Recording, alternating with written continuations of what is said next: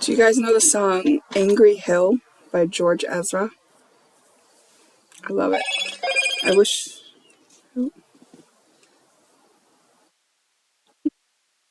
um I wish that we could listen to music together sometimes, But apparently there's this whole copyright thing. So we won't be doing that. I have paused my music. I have this list on Spotify going for myself right now, which is really love it. So it's got Angry Hill by George Ezra. Then it's got In the Morning by George Ezra. July by Noah Cyrus. Free by O.C. Elliott. Time Machine by Ingrid Michaelson. Never Going Back Again by Fleetwood Mac. Where We Are, The Lumineers. Stubborn Love, The Lumineers. Warm Love, Van Morrison. Oh my god, Van Morrison. Love Van Morrison. Jesse's Girl, Rick Springfield. Someone You Loved, Louis Capaldi. Love Someone, Lucas Graham. Give Me Love, Ed Sheeran. Another great song. Into the Mystic, Van Morrison. I Want You Back, the Jackson 5. It's got Arms, Christina Perri. Tiny Dancer, which is a cover by Tim McGraw on here. Poison and Wine by the Civil Wars. Counting Stars by One Republic. Freebird by Lynyrd Skynyrd. Cringe by Matt Mason. Tupelo Honey by Van Morrison. Keep a Little Soul, Tom Petty. Simply the Best, a cover by Noah Reid. Tiny Dancer by Florence and the Machines. Rabbit Heart by Florence and the Machines. And Give Me Everything by Pitbull and Neo. It's a little bit eclectic, but those are all, that's the playlist of my liked songs on Spotify. So at one time or another, those songs moved me enough to hit the heart button. And a couple of them are kind of falling out for me. Like the Ingrid Michaelson Time Machine one, I'm liking that. I'm like, I can do without that one for a while. Maybe I'll just take it off right now. Remove, yes. And I'm going to take off Stubborn Love by the Lumineers. And I'm going to take off Jesse's Girl. And I'm going to take off Arms by Christina Perri. And Tiny Dancer by Tim McGraw. And I'm going to take off, what's that other cover down here? Tiny Dancer by Florence and the Machine.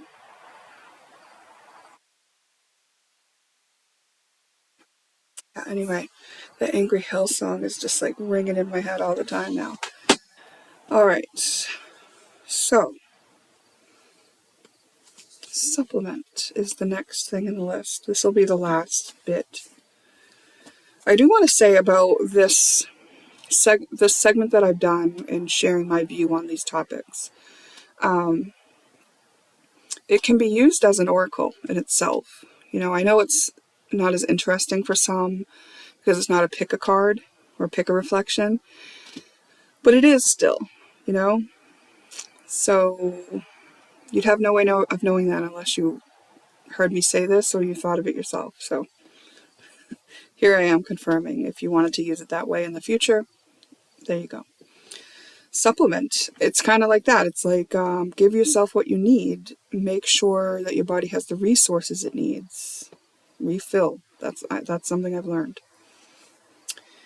Renegotiated. Oh, let's see if I can recall the biggest picture view I have on this. There's a small-minded way I see this, and then there was a bigger awareness I had on it one time, and then I wasn't able to retain it, so I don't know what that's about. Let's see if I can grasp at it right now. Renegotiated. This is in reference to a contract.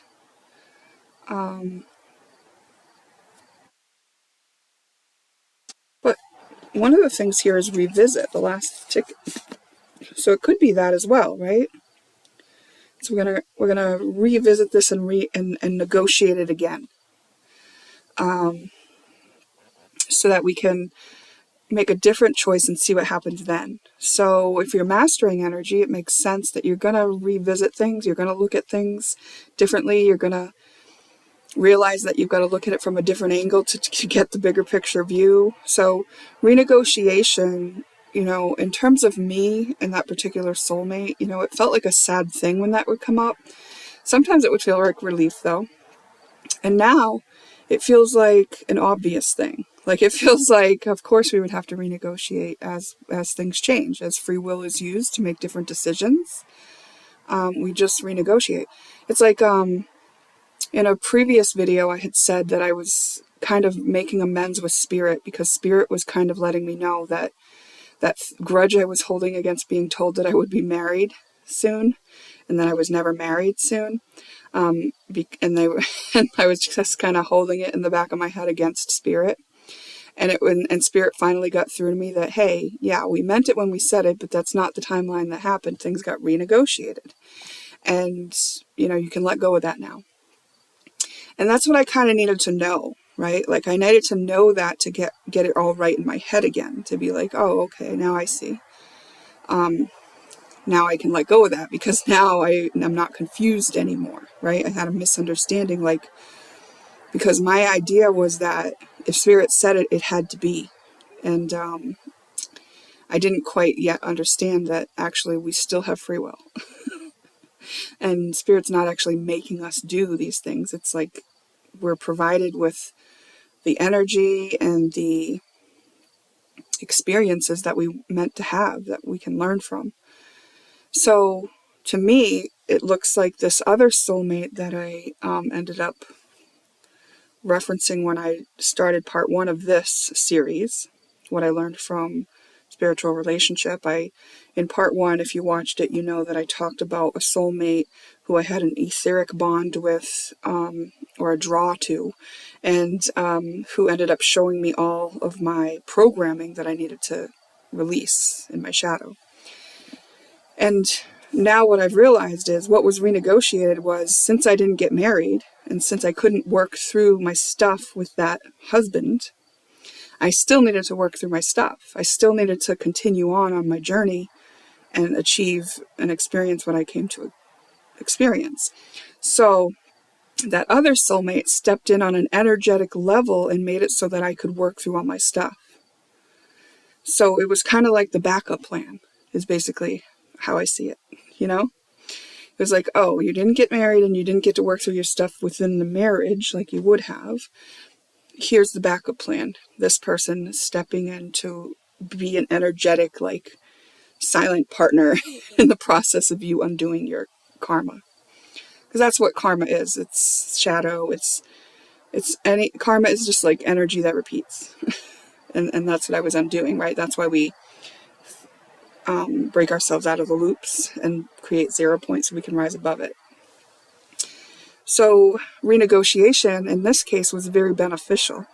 It's just that I couldn't catch on to it because there was that little hurt child part of me that was so holding on to the idea of being married.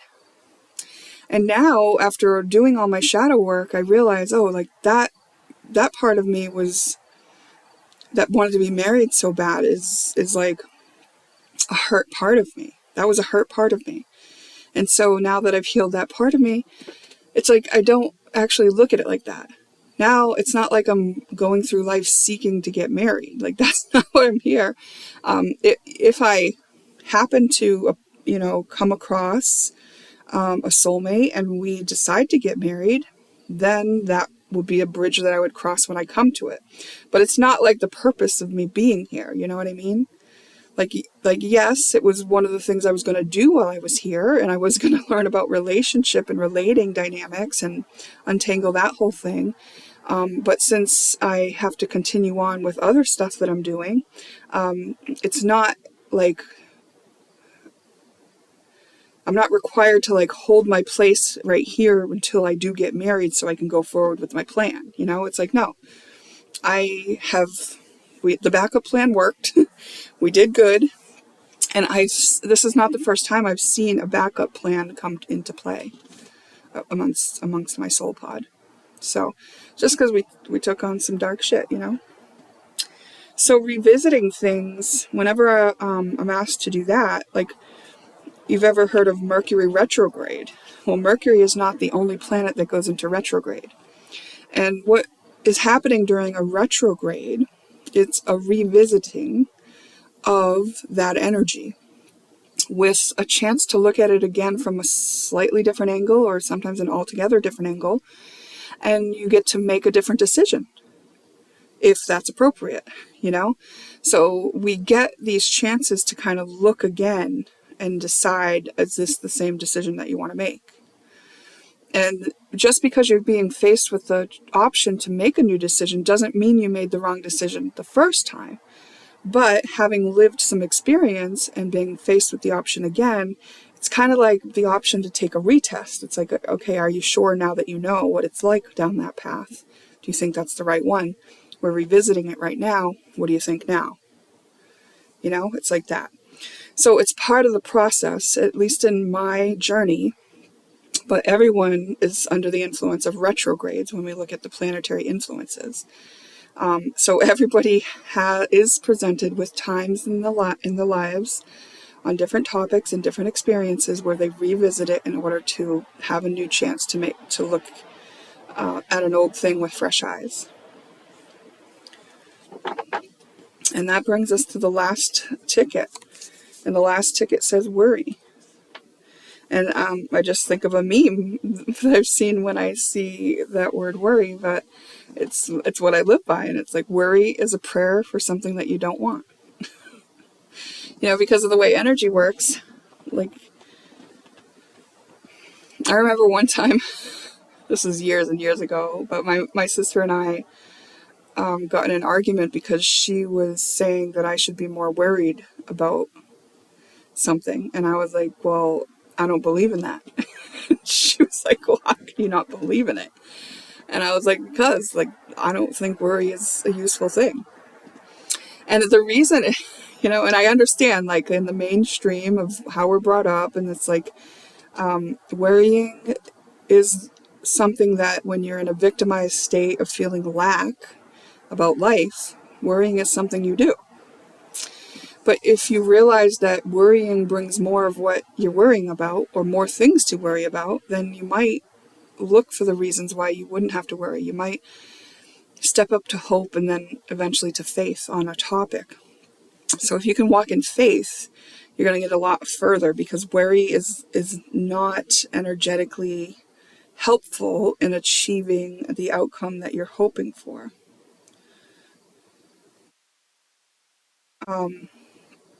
But worry also can alert you to something that you have to look at within yourself. That's what I've learned. My view is that if I am worried about something, that's a fear. Anything fear-based is going to have the result flavored with the fear. So if I have a worry, then I'm going to look at it and I'm going to go, okay, I'm worried about this, so what's my fear? And then I untangle the energy around my fear, and I help myself be brought into faith on that fear, so that I can release that tarnish on the energy that could cause the outcome to not be in the highest good of all, you know? Yeah. All right, I have the bucket right here, and I'm just gonna like reach in and just say, is there anything else? Let's see, where are we on time? We're at 14 minutes. It wouldn't be terrible to end it here, but let me just see.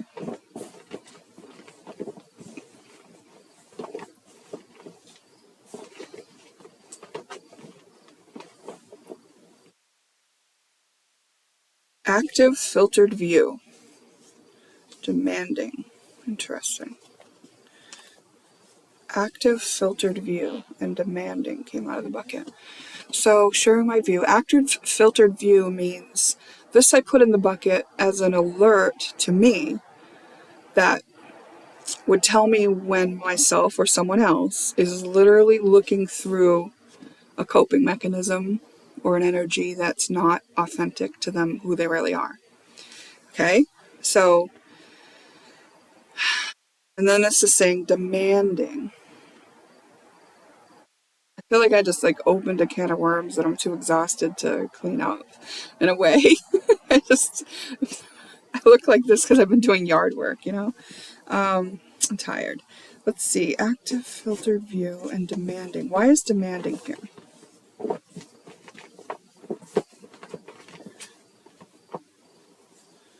5 years.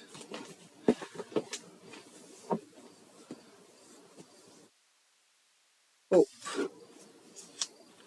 Accept. Gratitude.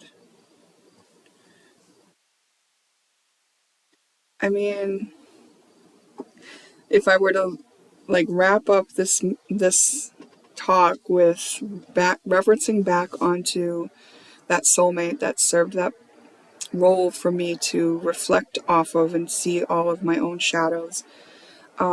Demanding was definitely one of the things I started with of that person because of that view that I had about if spirit said, then you got to fall in line. So it might look like entitlement, like I was entitled to have that person do what spirit told me they would do.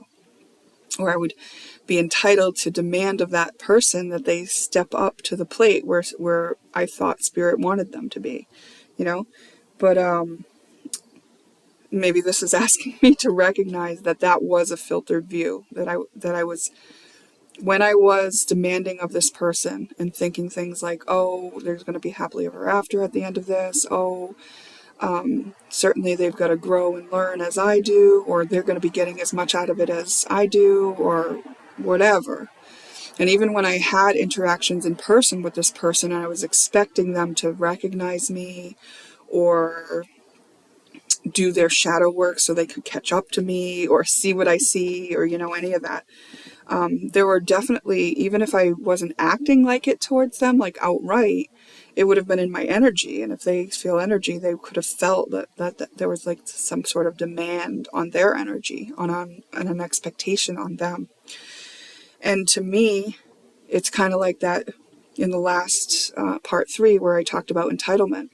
And I used the example of my mom feeling entitled to have me shovel even though I wasn't in good condition. It would just be the same thing where I was feeling entitled to have this person catch up and have the view that I had and understand what the plan was when they weren't in that place. So it looked like, you know, my filtered view was me thinking that it should be the way that I expected it to be, and then therefore demanding that it be that way, even if just through my expectations. And I feel like even having hope in this case would be sort of inappropriate because I didn't know Spirit's plan. I didn't know the highest good of all, like what would be in the highest good of all. I was just assuming that I wanted that person next to me, so I wanted it to go the way I wanted it to go. And if I were to just hope for that, then that would kind of be like potentially selling us both short, because I want actually to walk in faith, and faith says I trust that it will be what's in the highest good of all. I don't need it to be anything other than that, right? Like I'm humble enough to know that I don't know better for someone else than God knows, you know? So this closure of this came with acceptance of all those kind of things. Acceptance of this is what it was. This was a beautiful backup plan that served the purpose that needed to be served. And I do feel honored that it was done for me. And I accept that it is what it is. And that's all it was. And yes, that it took a while. And I am so, so grateful. So grateful because, you know, on the other side of this, here I am. I'm free of those programs that I was living under through the traumas that I had and the misunderstandings and the overwhelms that I experienced in childhood. And now I know what it looks like. I know what it feels like. Understand the expectations of people who are wounded in that way might have of others and where their views are filtered because I've lived it, you know? This is valuable information for walking somebody out of what is a very slippery place to get out of. I mean, one of the things, if you look around you, you might see there are people in a dysfunctional relationship and they've been on and off for years or something like that, or it's a pattern for someone. They always get in a relationship with somebody who's not treating them well. It's because of these type wounds that I have experienced firsthand, seen from inside of, experienced the failing of trying to get out of, and then experienced the success of healing from. And that's got to be valuable, It's got to be valuable as far as like assisting others who also need to understand and be guided through, or just understand that it's possible, Like it may not be that I'm going to hold someone's hand through the maze of what it is to get out of those relationships. It may just be that someone knowing that I went through that and seeing that I got out of that allows them to know that they could get out of it too. And there is a way. And that might just be the thing that allows them to go, oh, there is a solution, and start looking for the solution instead of being stuck in that lack mindset of it should be this way, it should be different, I wish it was different, poor me kind of stuff, which it's not wrong to be in those perspectives, but if we stay in them too long, then we don't eventually ever get out of those uncomfortable places. So I'm very thankful for my soul family. And also, though, even like if you were to think of this like in terms of like I was supposed to be married and the husband that never showed up or chose someone else or whatever, like I have literally no hate or disappointment or anything in my heart for that person. It's like I feel what it feels like, and I already knew that I was capable of unconditional love. I've experienced that with my children, and you might think, well, it's easy to do with your children. Well, if you knew the story. But anyway, but I have unconditional love. I access that easily for this other person, and it's like no expectations, no disappointments. It's like, I got it. I'm good, like whatever needed to get done, I'm here at the place where it's done. I'm ready for what's next. So, yay. I'm sorry about being demanding. That was part of it. Grateful for not being demanding either, because being demanding, it's not a happy place to be. You're like, what it represents is I want something to be different than it is, and I'm not happy until it is different. That's not a very happy stance to be in. So it's good to be free of that. I'm so grateful that I never have to be in that attitude again about anything,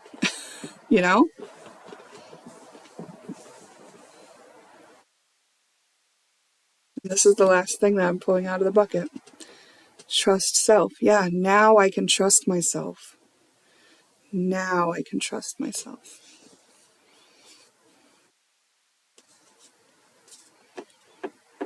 Which makes me a much better partner than I ever would have been if I ever needed to be in a partner again.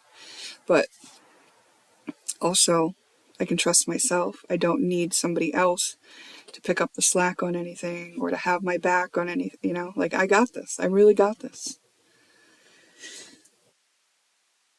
Yeah. So thanks for participating, following along. This was an interesting thing for me to do. I liked that it was just it was just totally personalized to like, there was no pressure really, because it was like, I don't know, if I don't know, I don't know, but like, I'll share what I know. I don't know everything, but this is what I know. This is what I can see. So if you have a different perspective on any of the topics that you've seen me discuss, if you can expand my awareness, those are the conversations I want to have. Like if I were to sit down and have that talk show that I wanted to have, those are the things I want to talk about, right? It's the thing where I have a perspective on a topic and you have a perspective on a topic and we can talk about it. That sounds fun to me. If it's an interesting topic. But whatever happens, happens, See you next time.